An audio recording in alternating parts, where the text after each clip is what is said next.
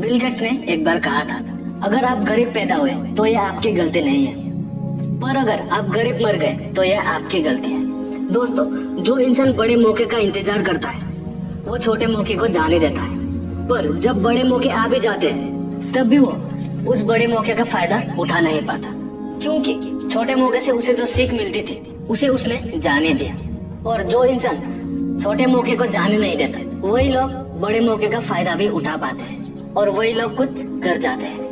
मुझे नहीं पता कि आप मेरी बात को समझ पा रहे हो या नहीं, पर आप इसे ध्यान से सुनेंगे और समझेंगे तो मैं यकीन के साथ कह सकता हूँ आप में बदलाव जरूर लाएगा, आपकी लाइफ को चेंज जरूर कर देगा। इस दुनिया में हर इंसान के पास कोई ना कोई टैलेंट है, काबिलियत है, पर अधिकतर लोग उस अंदर के टैलेंट को कभी पहचान ही नहीं पाते, हिम्मत ही नहीं कर पाते अपने आइडियाज को काम पर लगाने के।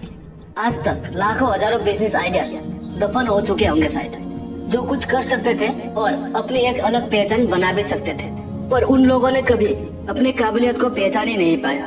देखो दोस्तों, इस दुनिया में लोगों को दो ही डर सताता है, एक फेल होने का डर और दूसरा लोग क्या कहेंगे इसका डर। पर जो इंसान इस डर को काबू में कर लेता है उसे रोकना नामुमकिन है। इसलिए कहते हैं ना, बिलीव इन योरसेल्फ, अपने आप पर भरोसा रखो, लोगों की मत सुनो, तुम अपने काम से काम रखो। पहले लोग आप पर हंसेंगे, बातें करेंगे, आपको नीचे भी खींचेंगे, पर अंत में वही लोग आपके लिए तालियां भी बजाएंगे। बस तुम भरोसा रखो किस्मत से ज्यादा अपने आप पर। एक दिन तुम्हारी भी जीत होगी और जीतने का मजा भी आएगा। तुम बस कल से बेहतर आज करने की कोशिश करो। अगर आप बदलना चाहते हो दुनिया को तो सबसे पहले अपने आप को बदलो। याद रखना, जो इतिहास लिखता है उसे कोई मिटा नहीं सकता और जो इतिहास बनाता है उसे कोई भुला नहीं सकता। इस दुनिया में असंभव कुछ भी नहीं होता। लोग कहां से कहां तक पहुंच चुके हैं, अगर वो कर सकते हैं तो आप क्यों नहीं। याद रखना, आप वो सब कुछ कर सकते हो जो बाकी लोग कर सकते हैं, और आप वो भी कर सकते हो जो बाकी लोग नहीं कर सकते। बस आपको चेंज को एक्सेप्ट करना होगा, बदलाव को स्वीकार करना होगा।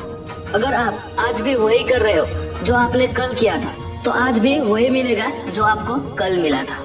दोस्तों, आप इस कहानी से सब कुछ समझ जाएंगे जो मैं कहना चाहता हूँ। एक बार जब एक भिखारी रास्ते पर चल रहा था तभी उसे जंगल के किनारे एक लोमड़ी दिखा।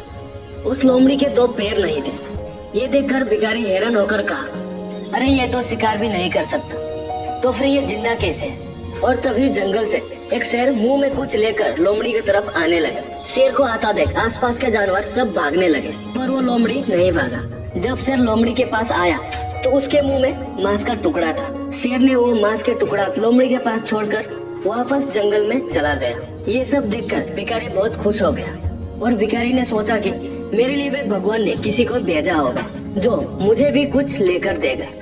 ये सोचकर भिखारी एक रास्ते के किनारे बैठ गया।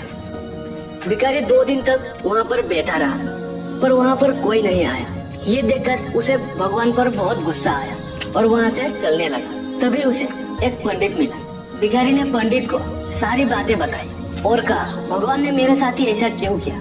तो पंडित ने पहले तो उसे कुछ खाने को दिया और मुस्कुराकर कहा, देखो, ऊपर वाला कभी किसी के साथ अन्याय नहीं करता। भगवान तुम्हें लोमड़ी नहीं शेर बनाना चाहता है। तुम इस उम्मीद में मत बैठो कि कोई आएगा और तुम्हें सब कुछ देगा, बल्कि अपना रास्ता खुद चुनो। तो दोस्तों, कहानी से हम ये सीख सकते हैं कि अपने आप को कभी कमजोर मत समझो।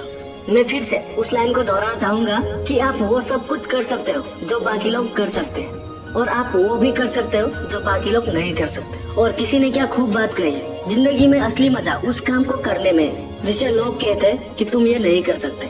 कुछ कर दिखाने के लिए रोके अगर आसमान हमारे रास्ते को, तो तैयार हो जाओ आसमान झुकाने के लिए।